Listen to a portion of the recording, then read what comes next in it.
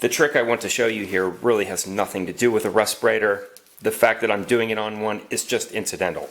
The idea here is to learn how to make one of these sliding clip strap things. I don't know what to call it.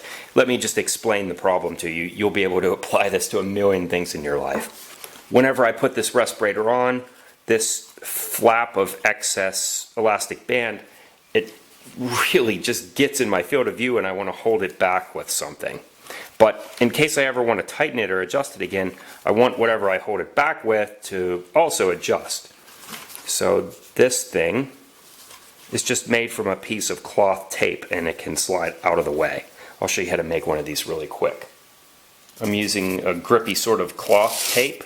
Really doesn't matter. You can use masking tape, clear tape, vinyl tape, duct tape, masking tape. Did I say that already? Whatever you want.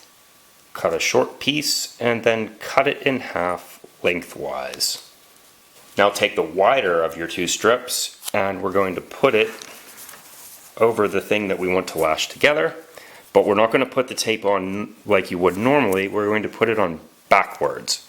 That is, sticky side up, sticky side out.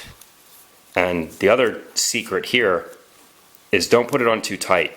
Put it really loose, because when we put the second layer of tape, we can adjust it to however tight we want it to be. For now, we want it nice and loose. By now you see what's going on. It easily slides back and forth because the adhesive is face up. So now we just take the adhesive side down piece of tape and cover it up so that it's no longer sticky.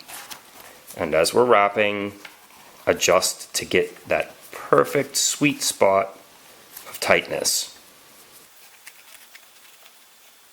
And if you do it right, it shouldn't frustrate you at all.